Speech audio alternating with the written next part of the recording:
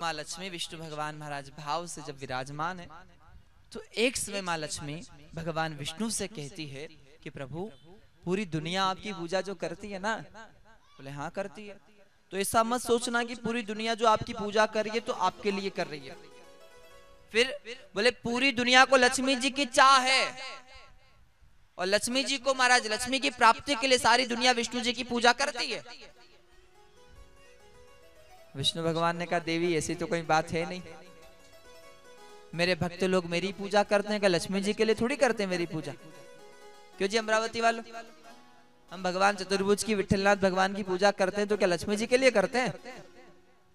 नहीं चाहिए लक्ष्मी फिर सही है भी सही। तो यहाँ लक्ष्मी जी के मन में ये भाव आया।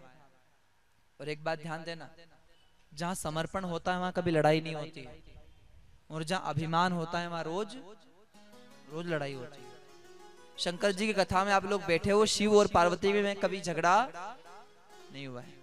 लक्ष्मी जी ने संगी विष्णु भगवान तो आए दिन लक्ष्मी के मैं लक्ष्मी तो विष्णु भगवान के मैं चतुर्भुज।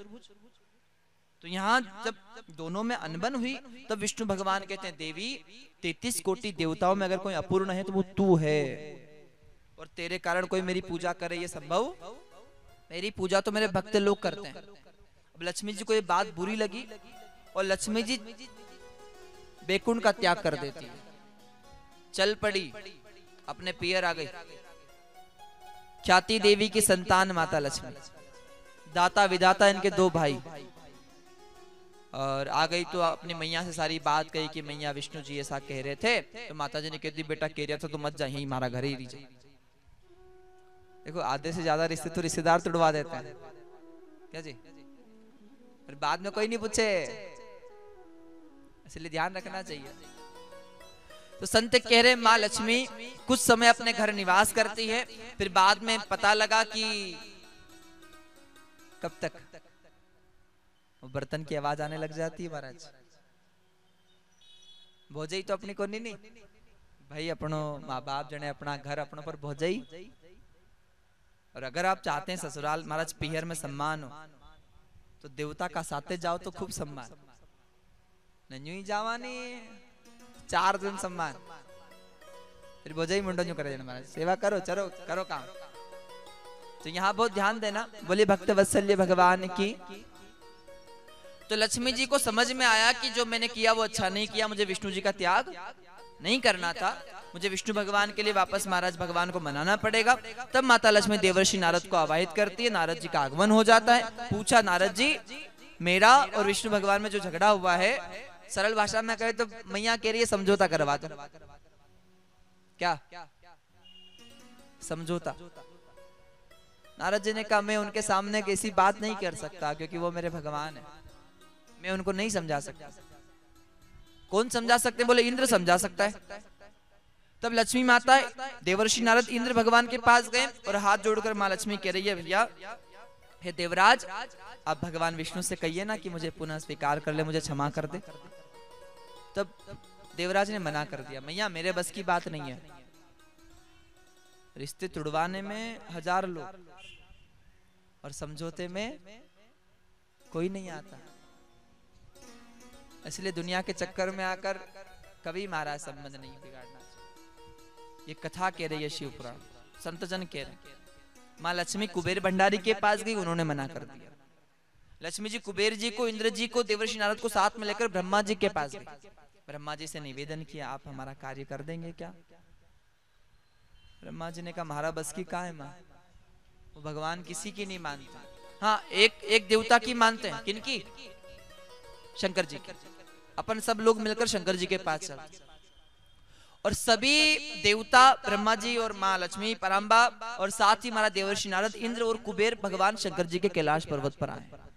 शंकर जी ने देखा इतने सारे लोग आ रहे, शंकर जी ने सोचा कोई ना कोई काम पड़ा है इनको मेरे से, बिना काम से तो मेरे पास कोई आता ही नहीं है।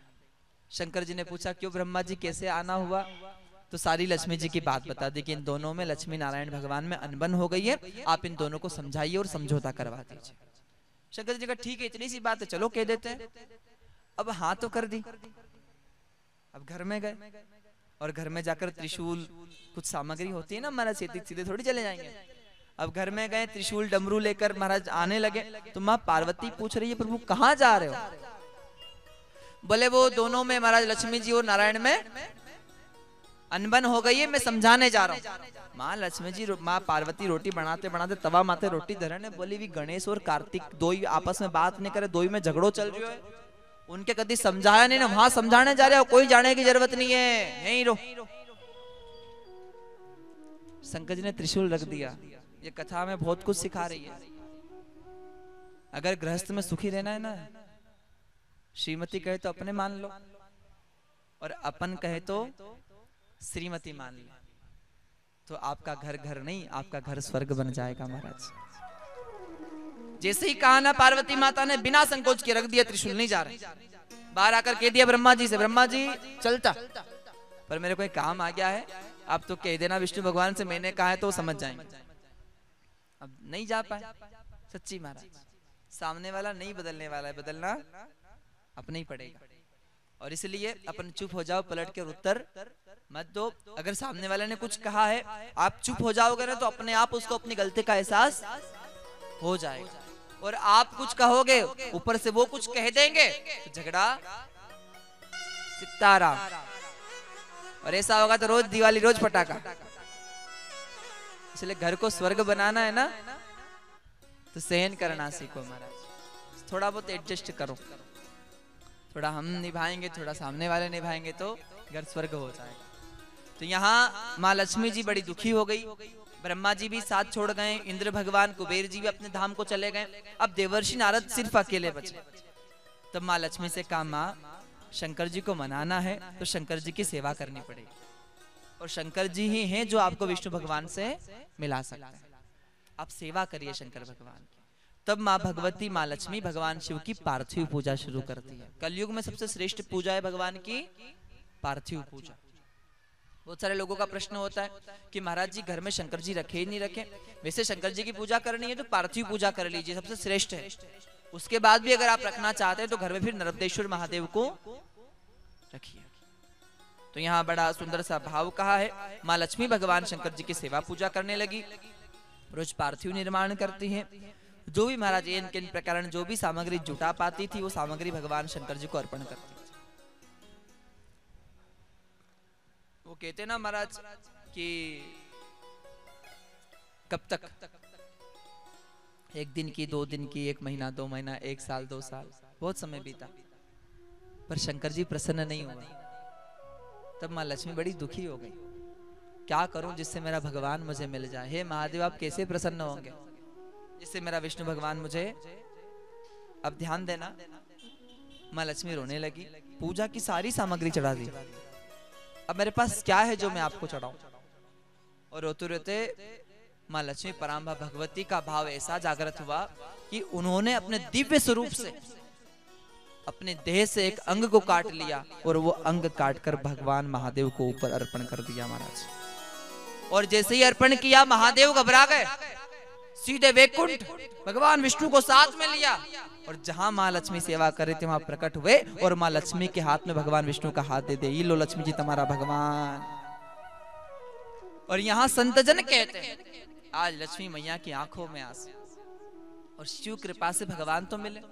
शिव जी कृपा करके कहते हैं देवी जिस अंग से आपने मुझे प्रसन्न किया है देवी मैं आप पर कृपा करता हूं और इसी अंग से एक वृक्ष प्रकट होगा जिसका नाम होगा बेल वृक्ष। बिल्वाष्टकम में लिखा है, ये बात प्रमाण है। लक्ष्म्या स्तन उत्पन्नम महादेवस्य च प्रियम बिल वृक्षम प्रयच्छामि एक बिल्वम शिवार्पणम। माँ लक्ष्मी ने भगवान विष्णु को पाने के लिए भगवान शिव की सेवा में अपने स्वरूप को अर्पण कर दिया था। और जब स्वरूप को अर्पण किया उसी स्वरूप पर महादेव प्रसन्न होकर संतजन कहते हैं कि महाराज भगवान शिव ने वहां कृपा की और कहा इस स्वरूप से एक वृक्ष प्रकट होगा जिसका नाम होगा बेल वृक्ष। और जिस प्रकार माँ लक्ष्मी आपकी इच्छा पूरी हुई है उसी प्रकार जो भी भक्त बेल पत्र का एक वृक्ष का पत्ता तोड़कर मेरे ऊपर चढ़ा देगा उसकी भी सारी मनोकामनाएं मैं पूरी कर दूंगा महाराज। ये प्रमाणित है।